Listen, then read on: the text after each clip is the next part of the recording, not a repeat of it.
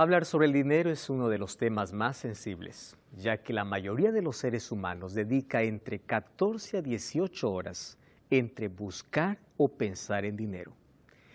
Algunos incluso están dispuestos a vender sus principios y valores por causa de dinero. Otros negocian la fe. ¿Cómo el dinero se ha convertido en un dios para la humanidad? Es interesante que para muchos el dinero se convierte en maldición cuando éste le aleja de Dios. Mas la Biblia nos enseña principios para no colocar al dinero por encima de Dios. Bienvenido. Está comenzando Biblia Fácil y nos alegra tanto de que estés allí del otro lado de esta pantalla, mirando por la TV Nuevo Tiempo, por YouTube, por Facebook, por cualquier medio social. Bienvenido. Gracias a Dios por aquel interés que tienes de poder profundizar tu conocimiento en la palabra de Dios. Ya te mencioné que este es un tema polémico. Entonces, quiero que tomes tu Biblia porque hoy vamos a hablar sobre el valor de dinero, la administración del dinero.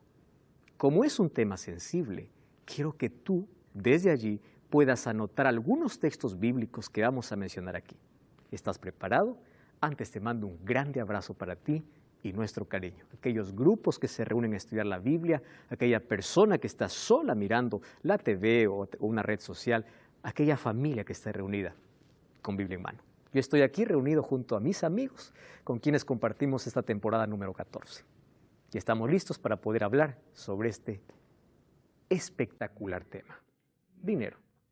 ¿Preparados? Vamos a orar entonces. Querido Dios, queremos colocar una vez más nuestra vida en tus manos. Pedimos que tu Santo Espíritu pueda iluminar nuestra mente. Queremos comprender este tema, que pueda quedar tan claro cuál es el valor que hoy tiene el dinero, pero que no puede jamás estar por encima de Dios. Nunca permitas que en nuestro corazón el dinero sea nuestro mayor Dios. Queremos que tú seas el primero, el último y lo mejor que tengamos en la vida. Abre nuestros ojos para comprender esta verdad. En el nombre de Jesús. Amén.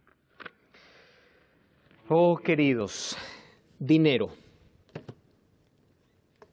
Un billete representa sacrificio, representa dolor, representa trabajo. Mas también hay otros que pueden ganar este billete de forma ilícita. La riqueza no es sinónimo de bendición espiritual. Hay algunos que confunden, incluso entre los judíos se pensaba que quien más rico era porque tenía mayor respaldo de Dios. No siempre es así. Dios a quien quiere da riqueza. Más también, Satanás ha conseguido entretener a la mayoría de los seres humanos y ha colocado esto como una trampa para alejarnos de Dios. Mientras que en las manos de algunos el dinero es bendición, en las manos de otros el dinero es una maldición. ¿Por qué? Hoy vamos a hablar acerca de lo que Jesús enseñó sobre el dinero. ¿Qué serías capaz de hacer por un billete? Es una pregunta general que puede involucrar muchas o puede encontrar muchas respuestas. Ya dijimos que hay personas que negocian valores, principios, todo negocian. Si se trata de dinero, entonces, bienvenido sea. Y es más, todos los seres humanos tenemos una inclinación hacia el dinero. Si alguien nos pide un favor y nos dice, tú puedes hacer esto mañana, uno puede decir, puedo o quizá no. Pero si alguien primero nos dice, yo te pago por lo que vas a hacer, de seguro que hay tiempo. Porque el dinero se ha convertido en el mayor motivador. Y no está mal tener dinero. El dinero puede darnos cierta estabilidad, pero jamás podrá llenar el vacío del ser humano. Hay algunos mitos, por ejemplo, sobre el dinero. El primero de ellos es, el dinero es malo. La Biblia no enseña eso. La Biblia dice que el amor al dinero es malo. En el Sermón del Monte, por eso Jesús, en Mateo capítulo 5, enseñó que nuestros mayores tesoros no deben estar aquí en la tierra, porque todo lo que construimos aquí en la tierra un día se va a caer, un día se va a perder. El dinero se puede acabar, te pueden robar. Un edificio de 100 pisos se puede caer en un terremoto. Porque todas las cosas que puedas hacer en la tierra se puede destruir. Sin embargo, aquello que tú te esfuerzas para obtener en el cielo, es decir, en tu salvación, si Dios está en primer lugar, entonces está todo correcto. El problema es cuando el dinero se coloca por encima de Dios. Los valores invertidos hacen una vida desdichada en la tierra. Miren, él es Jim Carrey, probablemente es conocido por miles de personas. Su nombre verdadero es James Eugene. Él es un actor, humorista, cantor o cantante, ganó premios, incluso Globo de Oro. Y me interesó mucho una frase que se le atribuye a él y dice así: espero que todas las personas del mundo sean ricas, famosas y tengan todo lo que siempre soñaron, para que así se den cuenta que esa no es la respuesta. Qué interesante. Está diciendo alguien que tiene autoridad para decir, tiene fama, tiene dinero. Y él dice, quisiera que todos puedan tener eso para que vean la gente de que realmente eso no puede llenar el corazón, no puede llenar el vacío, eso no puede darte felicidad. Te puede dar el mejor colchón, pero no te puede dar sueño. Te puede dar la mejor casa, pero jamás te podrá dar un hogar. Podrá comprar todo menos amor. Entonces, el dinero no puede comprar todo, no puede tampoco darnos.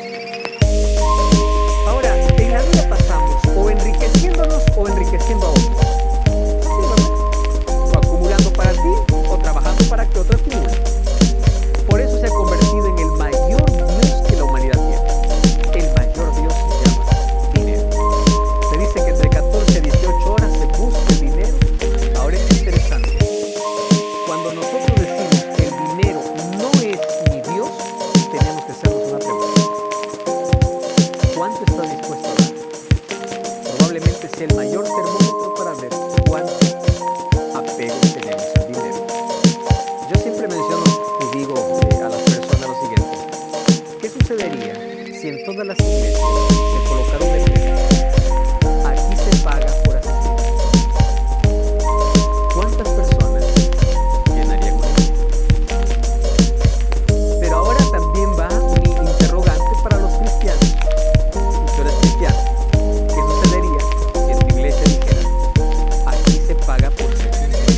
¿Qué horas llegarías a tu iglesia? ¿Te das cuenta que a veces el dinero o el apego al dinero hace que pueda resaltar de nuestra vida con nuestras acciones? Y es de esa manera como descubrimos que realmente es un Dios. Ahora fíjense, la Biblia presenta educación financiera. Ese es un término que últimamente está de moda, y no de moda, deberíamos todos practicar. La educación financiera comienza en casa. Nadie nos enseña cómo administrar dinero, lamentablemente. A veces los padres tienen cierta responsabilidad cuando dice, si tú no tienes en la escuela, fía que yo pago después, ¿verdad? Y el niño crece pensando que lo que tú no puedes obtener con dinero, lo puedes obtener fiando o lo puedes obtener de otra manera. Educación financiera se debe enseñar desde nuestro hogar. Sin embargo, la Biblia también es un libro de finanzas. Como la Biblia presenta cómo el ser humano es feliz, la Biblia presenta incluso cómo tener equilibrio en nuestras finanzas. Ustedes saben que la Biblia presenta muchos consejos. Yo tengo un mensaje que habla sobre 7 propuestas bíblicas en relación al dinero. Voy a decir solamente 4. Por ejemplo, la Biblia en Proverbios 13:7 dice, vive de acuerdo a tu realidad. De acuerdo a tu realidad. Hay gente que se viste más de lo que aquello que gana. Tiene un celular que cuesta 2 veces más su sueldo. No vive su realidad. Vive nuestra realidad. Número 2, apártate de las deudas. Es un consejo bíblico. Proverbios 20:21, 22:7 dice, aléjate porque te haces esclavo de aquel a quien debes. La Biblia nos enseña, por ejemplo, a manejar nuestro dinero con presupuesto. Los hogares que tienen un presupuesto familiar tienen menos posibilidad de tener una crisis, porque en el presupuesto hay un rubro que dice ahorro para alguna crisis. La Biblia nos enseña a ahorrar. Incluso dice, mira la hormiga, ¿no? Cómo ella almacena en tiempo de abundancia porque sabe que en algún momento va a tener crisis. La Biblia nos enseña, por ejemplo, a través de la experiencia de José, que en los 7 años de abundancia no se despilfarra el dinero. Si estás pasando por un momento muy bueno financiero, no acabes tu dinero. No seas un consumista que empieza a adquirir todo lo que tiene o lo que quiere porque tiene dinero.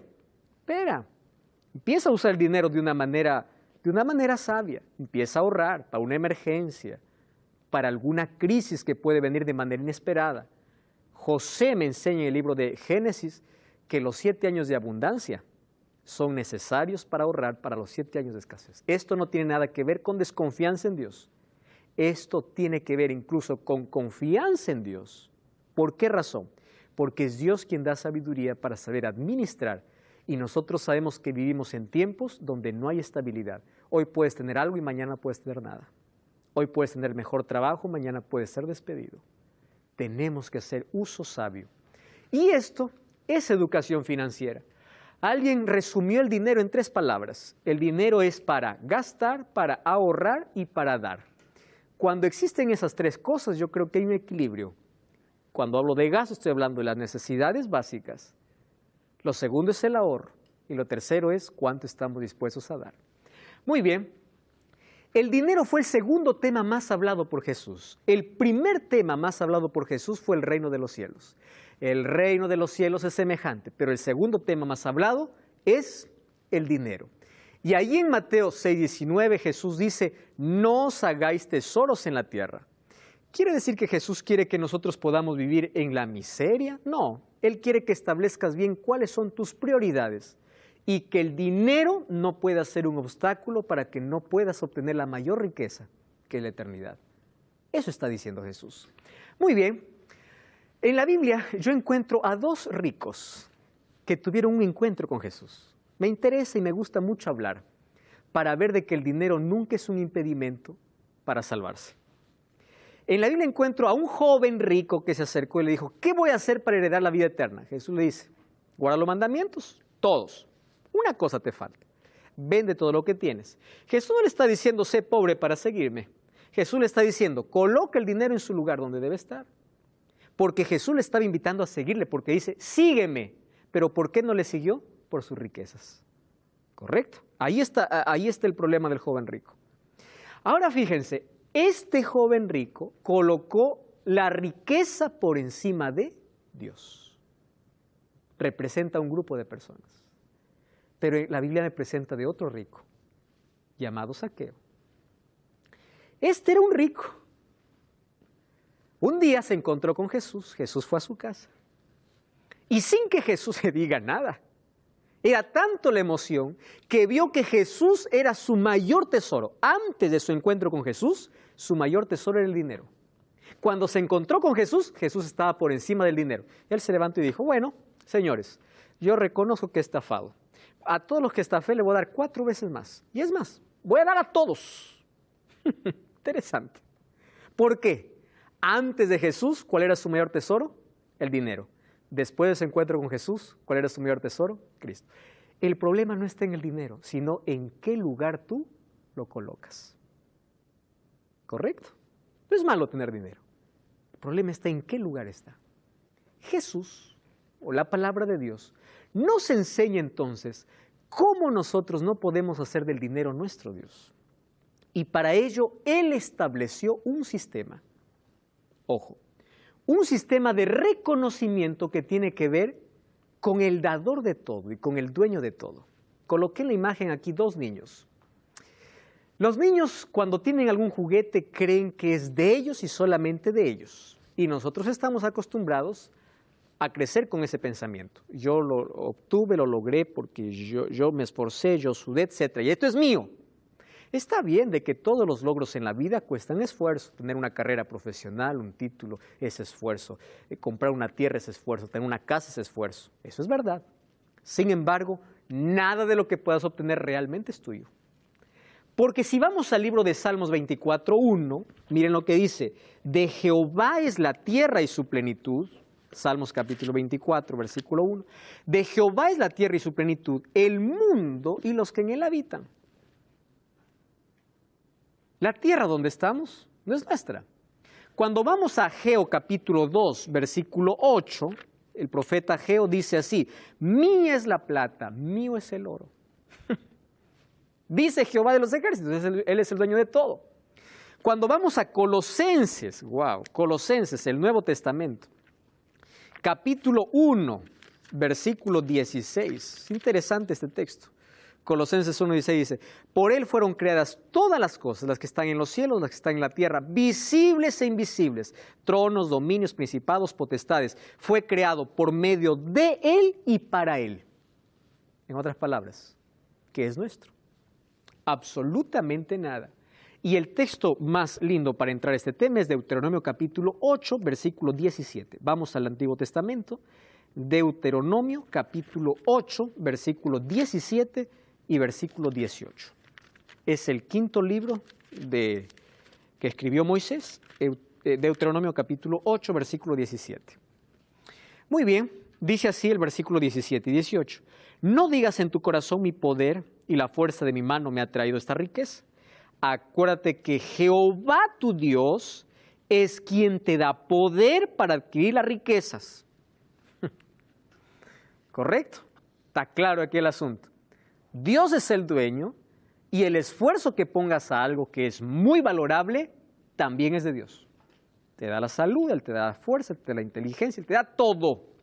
En otras palabras, nada es nuestro. ¿Estamos de acuerdo hasta allí? Nada. Finalmente, todo lo que necesitamos en la vida, leía alguna vez un texto que decía, son solo 2 metros de tierra. Eso es todo lo que necesitamos, 2 metros cuadrados. Porque nada de lo que podamos tener en la vida, llevamos, y nada de lo que podamos hoy tener realmente es nuestro. Si no es nuestro, quiere decir que, uno, el dueño es Dios y las cosas que nosotros tenemos son ajenas. ¿Cómo se llama aquel que tiene las cosas del dueño? Se llama administrador, ¿correcto? Administrador. El administrador confía sus bienes en algunas personas. ¿Es así o no? Pero el que administra no es el dueño es otro. El administrador, por ser administrador, siempre tiene que rendir cuentas ¿a quién? Al dueño. Entonces, la Biblia no nos pide una rendición de cuentas, porque todo es de Dios. Y Dios no está interesado en nuestro dinero, ¿correcto? Porque Él es el dueño de todo. Sin embargo, Él estableció un sistema en la Biblia que nos ayuda a colocar a Dios por encima del dinero. Y ese sistema se llama décima parte o diezmo. Y cuando hablo de diezmo, yo estoy seguro que hay miles de personas que tienen un concepto claro sobre el diezmo. El diezmo es para el pastor. El diezmo es para el carro del pastor, es para la casa del pastor. El dinero es para... Para un momento. ¿Está bien? Hoy vamos a comprender cómo es verdad que muchos negocian la fe. Es verdad, pero por otro lado, el diezmo no es un capricho humano, es bíblico. ¿Cómo se debe administrar? Eso vamos a aprender ahora. Entonces, dejemos que la Biblia nos pueda mostrar el concepto claro y después tú puedes sacar tus propias conclusiones. ¿Estamos de acuerdo? Entonces acompáñame. El sistema del diezmo significa décima parte del 100. Por eso se llama diezmo. Recuerden que el diezmo es establecido como una parte, es establecido bíblicamente, como una parte para todos igual. Para aquel que tiene más y menos, más o menos es 10. No es que aquel que tiene menos es 5, no, es 10. ¿Por qué 10? De ahí viene la palabra diezmo. Hoy vamos a encontrar algo interesante. Cuando hablamos de diezmo tiene que ver con honestidad, madurez, reconocimiento y adoración. 4 palabras involucran la palabra diezmo. Primero, honestidad, madurez, reconocimiento y adoración. Y ahí viene la pregunta, ¿el diezmo es un invento humano o es bíblico? Y vamos a la Biblia, que la Biblia pueda responder. La primera respuesta lo da Jesús. Algunos dicen que el diezmo solamente se encuentra en el Antiguo Testamento. Sin embargo, Jesús habló sobre el diezmo en el Nuevo Testamento. ¿Correcto? Vamos a Mateo capítulo 23, versículo 23. Mateo 23, 23. ¿Correcto? Wilfrido, ¿puedes leer, por favor? Ay de vosotros, escribas y fariseos, hipócritas, ¿por qué diezmáis la menta y el eneldo y el comino, y dejáis lo más importante de la ley, la justicia, la misericordia y la fe. Esto era necesario hacer sin dejar de hacer aquello. Gracias, Wilfrido. Miren lo que dice: ay de vosotros, escribas y fariseos hipócritas. ¿Qué cosas hacían ellos? Diezmaban de lo mínimo, de la menta. Conocen la menta, ¿verdad? La plantita. Sirve incluso para tomar allí algún tipo de mate de menta. Ahora fíjense aquí. Ustedes se preocupan en eso, pero se olvidaron, dice, de la ley. ¿Y qué cosa era lo más importante de la ley? La justicia y la misericordia. ¡Wow! ¡Qué interesante! Dios quiere equilibrio. ¿Qué es equilibrio? Cuando tú puedas estar bien en todos los aspectos. Si tú eres un buen diezmador, pero eres un manipulador y maltratador, estás mal. ¿Correcto? Y Jesús aquí dice, esto era necesario hacer sin dejar de hacer aquello. Jesús está aprobando la devolución entonces, por supuesto. Pero ¿qué cosa está condenando? Que ellos eran extremistas en un punto y en otro no. Es como aquellos que son vegetarianos y condenan al que no lo es. Extremistas solamente en la carne, pero toman gaseosa, no hacen ejercicio, comen queques, no toman agua.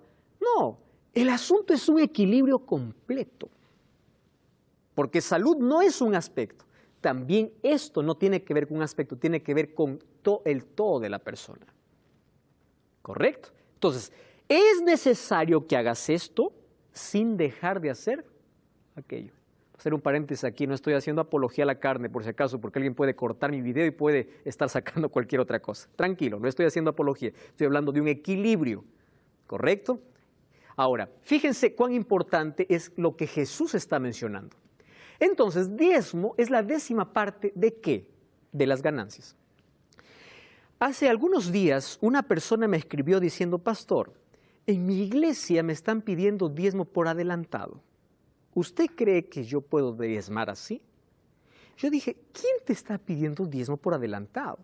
El pastor dice, bueno, ustedes hoy coloquen el diezmo de cuánto quieren ganar. Entonces yo quiero ganar bien, voy a colocar más dinero. Eso es colocar diezmo por adelantado. Le digo, espera un momento, ¿de dónde sacó ese concepto bíblico? O ese concepto que no es bíblico. El diezmo no es de aquello que vas a recibir. El diezmo es el reconocimiento de la bendición que ya recibiste. ¿Por qué reconocimiento? Porque si de Dios viene todo, la 10ª parte es mi gratitud o mi devolución a Dios diciendo, todo lo que tuve es por ti, tú me diste. Es decir, no existe diezmo adelantado. El diezmo es una expresión de fe, de madurez, y es una devolución a Dios. Tampoco es una donación. No es donación, es devolución. Ahora les voy a explicar por qué es donación. Entonces, la devolución de diezmos y ofrendas coloca a Dios y al hombre en sus debidas posiciones. Creador y criatura, dador y receptor, Dios y mayordomo. Eso es el diezmo. Reconocer que de aquello que ya recibí, yo reconozco que viene de Dios. Entonces yo doy una parte. Esa 10ª parte que lo coloco en la iglesia se llama diezmo. Maribel. ¿Qué pasa con los pastores que te dicen, da diezma y si diezmas, lo hace a mala gana?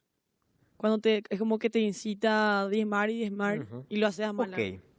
El diezmo debe ser no un acto obligatorio, porque aquello que se da sin amor no sirve. El diezmo debe ser una actitud de reconocimiento, pero no porque alguien me insiste en que yo le dé, sino porque yo reconozco que esa bendición viene de Dios y yo estoy dispuesto a devolver. ¿Correcto? Wilfrido. Sí, algo que quería preguntar hace rato. En Malaquías suele decir, probadme en esto, traer Sí. y es muy... Bueno, ¿se le puede probar a Dios? Se puede. porque Él mismo está autorizando. Y Él dice prueba, pero mira, es una prueba de fidelidad.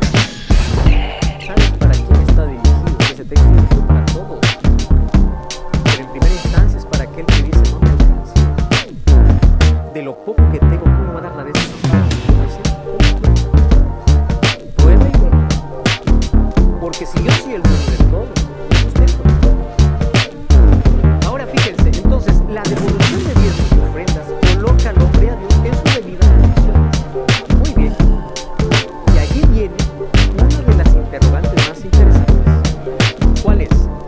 Algunos dicen, el diezmo fue solamente para el pueblo judío, porque los levitas no tenían posición y ellos vivían del diezmo. Quiere decir que es que desde que desaparecieron los levitas ya no necesitamos diezmo. La pregunta es entonces, ¿el diezmo solamente fue para los judíos? ¿Solamente fue una orden para el pueblo de Israel y solo para los levitas? Esa pregunta responderemos después de esta breve pausa. Ya regresamos. Este es Biblia Fácil.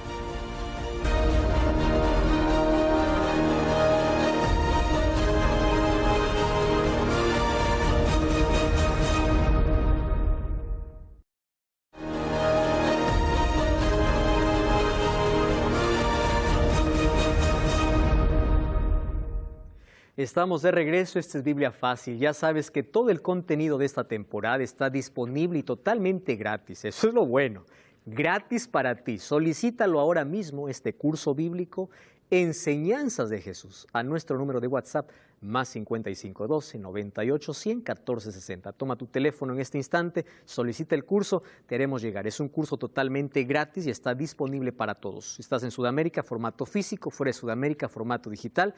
Es un curso a todo color que te hará comprender a profundidad los temas que estamos desarrollando en esta temporada.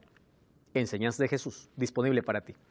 Muy bien, estamos hablando sobre el diezmo entonces. Ya dijimos, o nos quedamos con una pregunta. ¿El diezmo solamente fueron para los judíos o para los levitas? Vamos a la historia, ¿les parece?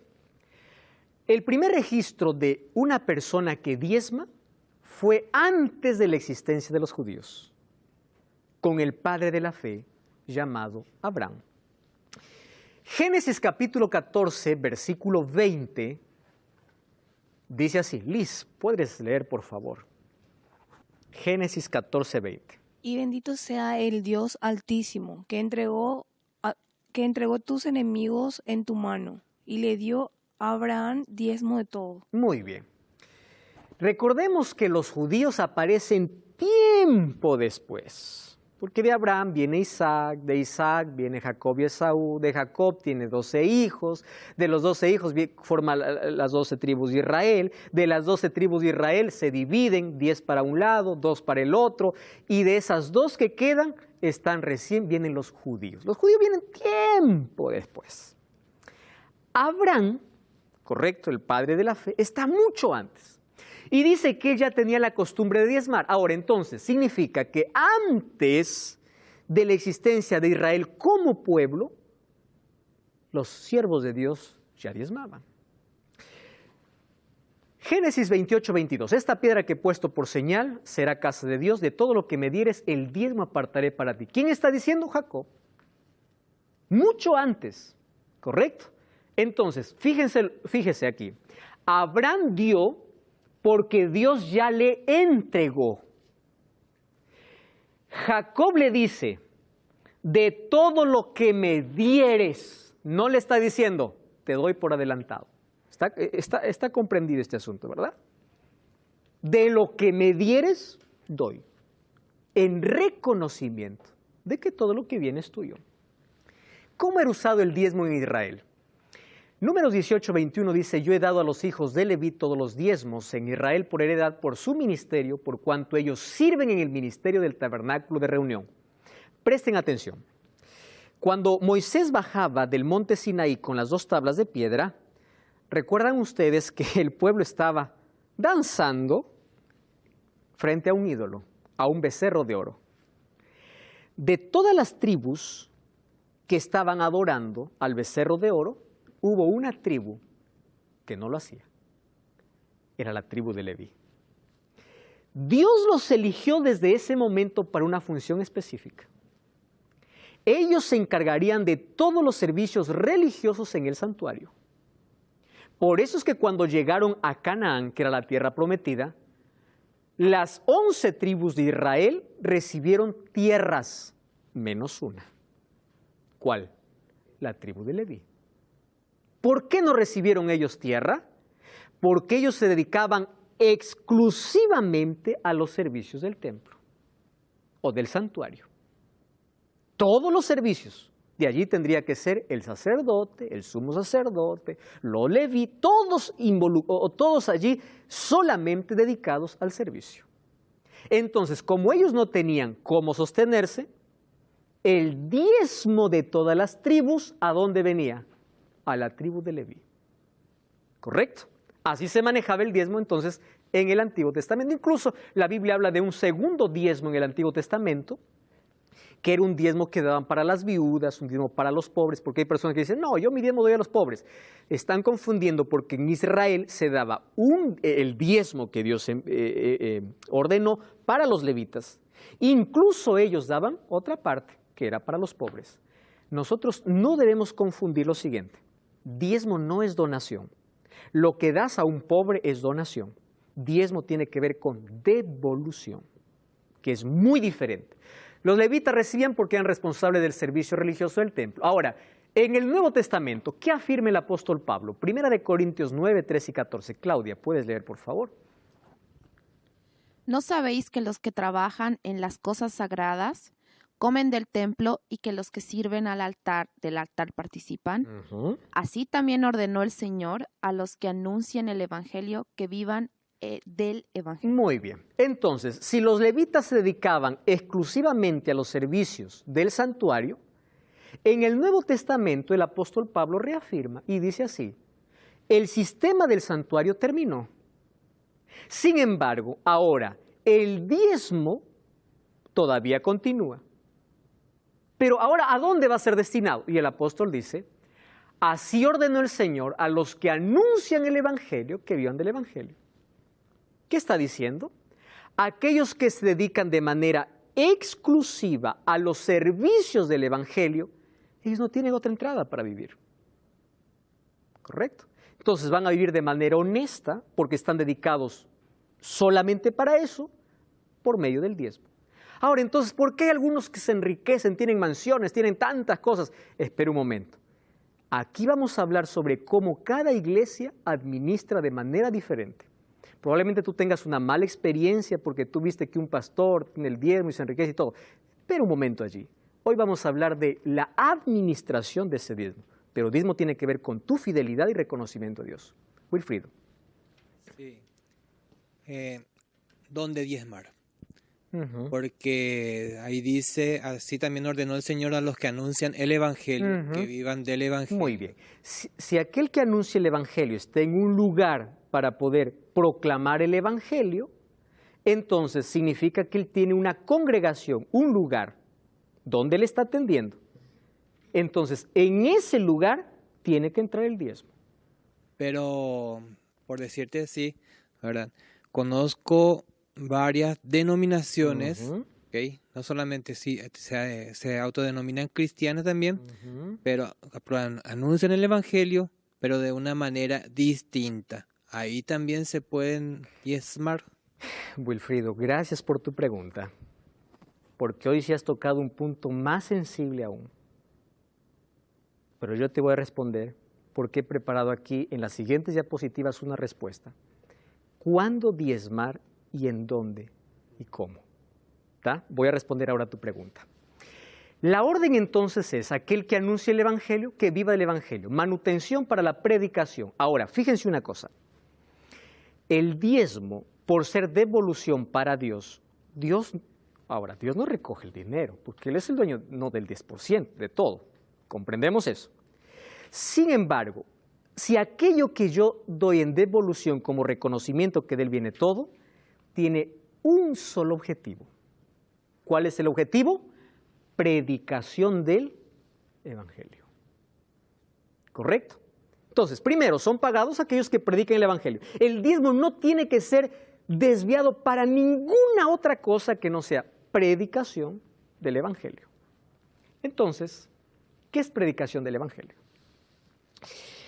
Yo les voy a hablar de mi experiencia como pastor de la Iglesia Adventista del Séptimo Día, porque es la iglesia que yo conozco, ¿correcto? Yo no voy a tocar aquí nombres de denominaciones, nada. Yo voy a hablar de la Iglesia Adventista del Séptimo Día. Muy bien. ¿A qué llamamos predicación del Evangelio y cómo se distribuye? Ustedes probablemente han visto que en algunos otros lugares el diezmo de toda la congregación va directo para el pastor. Entonces, el pastor que tiene más miembros es más rico. El pastor que tiene menos miembros tiene que esforzarse más porque su sueldo depende ¿de qué? De cuántos miembros tenga. Entonces, aquel que tiene más miembros tiene mansiones, tiene carro. Aquel que tiene solo una iglesia con 50 miembros tiene menos. ¿Correcto? Y ahí hay un problema. ¿Cuál es el problema?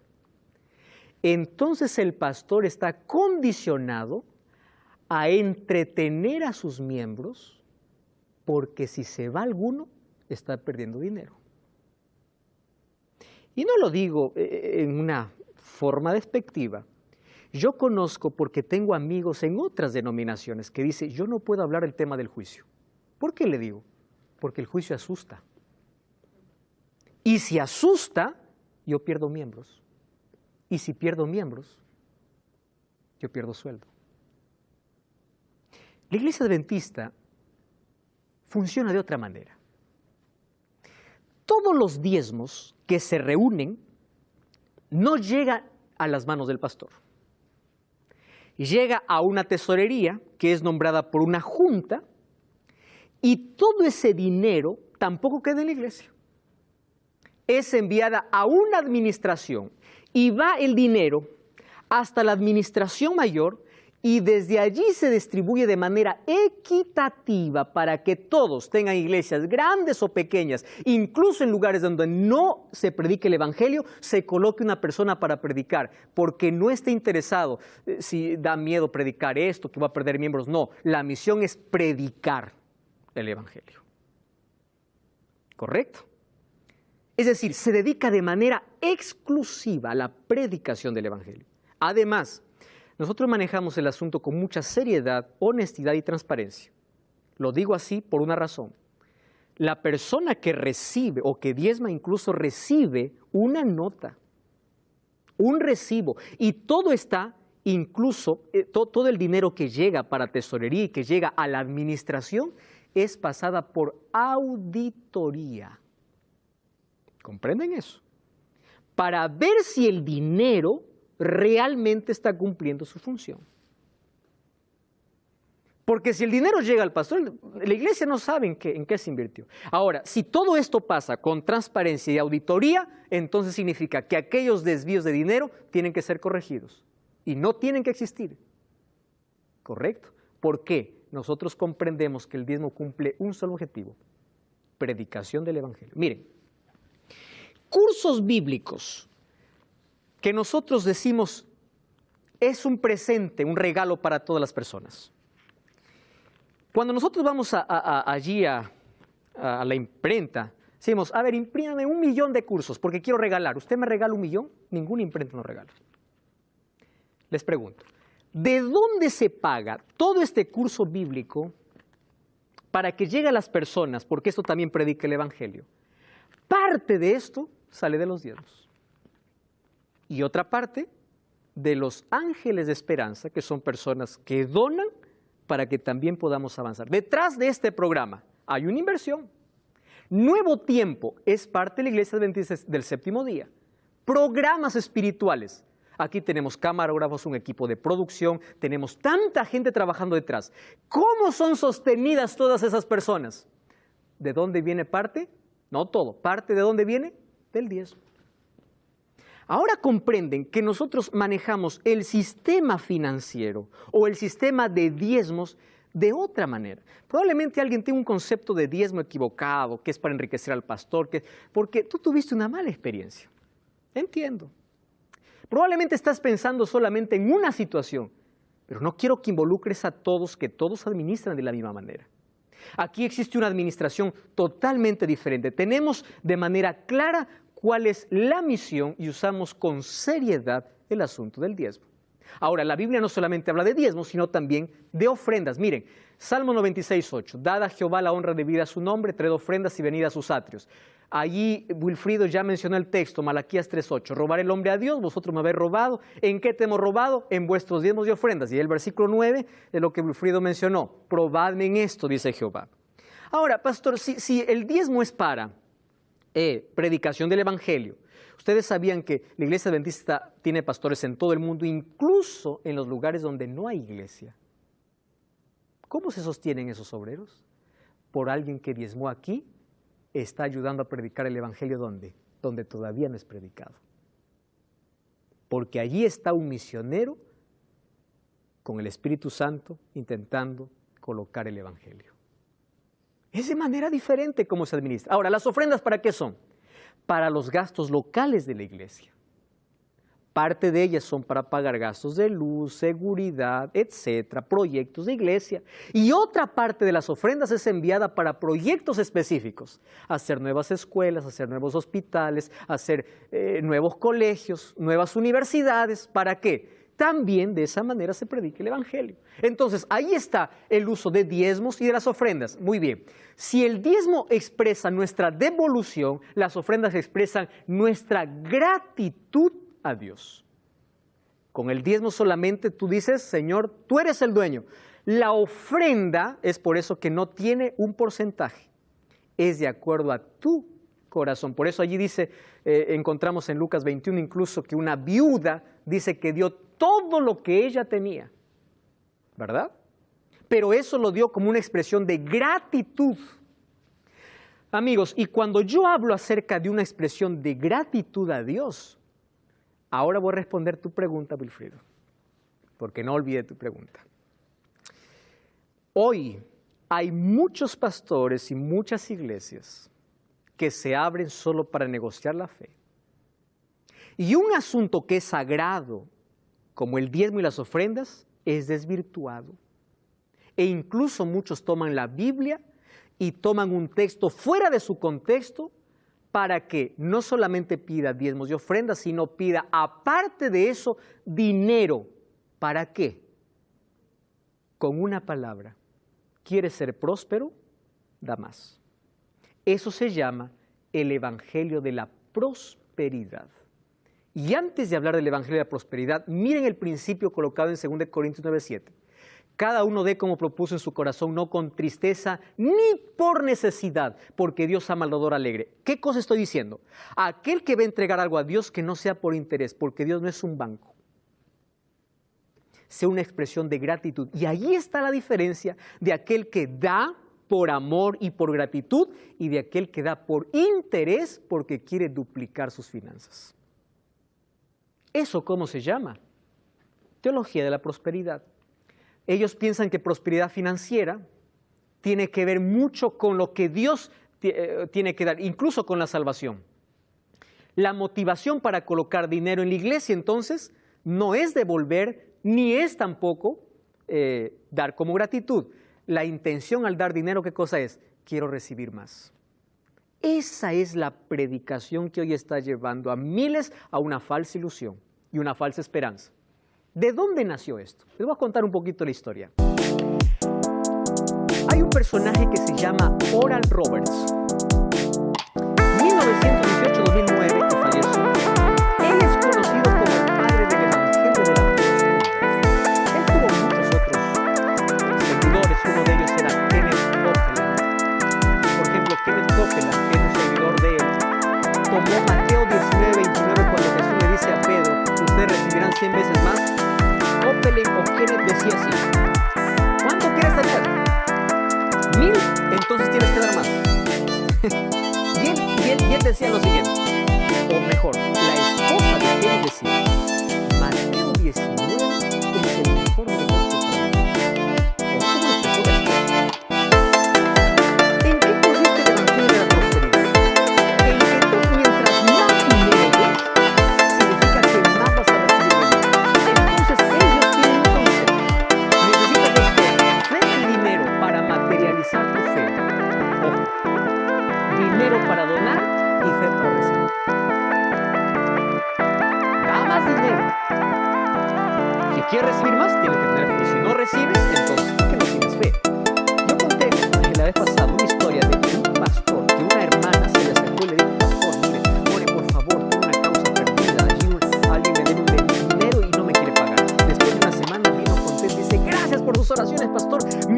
lograron pagar todo lo que me debía. El pastor dijo, sí, yo sé.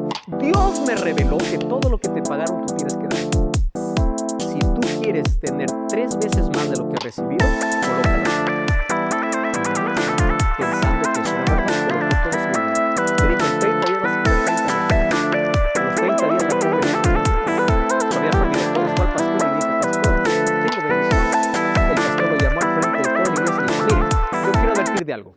Esta mujer tuvo tanta fe para dar, pero no tiene tanta fe para recibir. Miren hasta dónde puede llegar. Llegar incluso a crear culpa en la persona. Yo no recibo, Dios no me bendice porque no tengo fe. ¿De dónde sacaron que el plan de Dios es enriquecernos aquí, cuando la mayor riqueza que Dios nos da es la eternidad?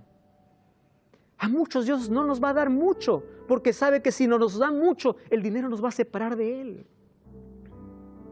A veces es mejor incluso vivir con equilibrio, con fe. La mayor riqueza es tener esperanza, es tener fe. No estoy diciendo que está mal tener dinero, pero ¿saben cuánta tristeza me da? ¿Cómo que hay personas que entran en el ciclo de ambición y de culpa? Hay iglesias llenas que solamente van por prosperidad financiera, no porque quieren un encuentro con Dios. Y tienen culpa porque no reciben, porque piensan que no tienen fe. La Biblia se ha convertido como una ducha de dinero. Se comercializa el evangelio. Me da tristeza ver allí pastores sentados en un canal de televisión diciendo, te vendo una oración, te vendo un aceite bendecido, te vendo la bendición. Pastor, si tú me estás escuchando por casualidad, deja eso por favor. Tú sabes que estás vendiendo una falsa ilusión. Tú no puedes vender una bendición porque la bendición de Dios viene de gracia. Tú no puedes vender una oración. Abandona eso. Sé sustentado por aquello que Dios colocó para tu ministerio. No negocies la fe. Y si tú estás alimentando eso, abandona también eso, porque tu intención al dar dinero no es recibir más, es agradecer a Dios. El diezmo y la ofrenda es establecida por Dios, pero si alguien te dijo que tú mientras más des, más vas a recibir, porque Dios es una especie de banco que va a duplicar y triplicar y te va a dar 1000 veces más. Si tú pones 100, te va a dar 10,000. Querido, la mayor riqueza que Dios prometió en su palabra no es material, es espiritual. Es la eternidad. Y hay muchas iglesias llenas que tienen el corazón vacío. Por esta razón, 1 Timoteo 6, 7 al 10 dice, nada hemos traído a este mundo, nada podremos sacar. Así que teniendo sustento y abrigo, estemos contentos. Porque los que quieren enriquecerse, dice, caen en tentación y lazo, en muchas codicias necias y dañosas, que hunden a los hombres en destrucción y perdición, porque raíz de todos los males es el amor al dinero, el cual codiciando algunos se extraviaron de la fe, porque muchos más van a una iglesia a buscar dinero que a buscar al Señor. Y es allí, querido Wilfredo, respondiendo a tu pregunta, cuando tú eres consciente de que alguien está usando el dinero de una manera equivocada cuando debe ser para la predicación del Evangelio, es mejor dejar de dar en ese lugar para dar en lugar correcto donde crees que se va a usar de manera correcta. Ahora yo quiero hacer una invitación muy especial. La Biblia habla de fidelidad, es verdad. Sé fiel a Dios en lo poco y Él te pondrá en lo mucho. Él te sostendrá, Él te proveerá en todas tus necesidades. Pero que tu mayor ambición no sea duplicar tu riqueza, no porque la riqueza sea mala. Si Dios ha colocado dinero en tu bolsillo, sea una bendición, comparte, administra bien. Pero quiero que entiendas algo, no permitas que el dinero te separe de Dios. Coloca a Dios en primer lugar, coloca tu fe en Dios y coloca a Dios en primer lugar antes que todas las cosas. Romanos capítulo 15, versículo 13 dice que la mayor riqueza que podemos tener es esperanza. Dios quiere que tú puedas tener estabilidad en esta tierra, pero su mayor interés no es que seas millonario aquí, sino que un día puedas estar en la eternidad. Si tú eres pobre, no pienses que estás en maldición de parte de Dios. Dios proveerá, Dios te sostendrá, pero sé fiel a Dios. Y si eres rico, administra bien aquellas cosas que Dios ha colocado en tu mano. No coloques el dinero por encima de Dios. Devuelve a Dios lo que le corresponde. Da una ofrenda de gratitud. Sé fiel a Dios. Porque aquellos que son fieles en lo poco, son puestos siempre sobre mucho. Podemos orar. Querido Dios, entregamos nuestra vida en tus manos. Todo lo que somos y podamos tener es gracias a ti. Te reconocemos como nuestro Dios y queremos que puedas colocar en nuestro corazón dadivosidad, generosidad, pero sobre todo que Dios puede estar en primer lugar más que todas las cosas. Ayúdanos a comprender esto, a experimentar esto, a probar que tenemos un Dios real, un Dios fiel, que no falla sus promesas. En el nombre de Jesús. Amén.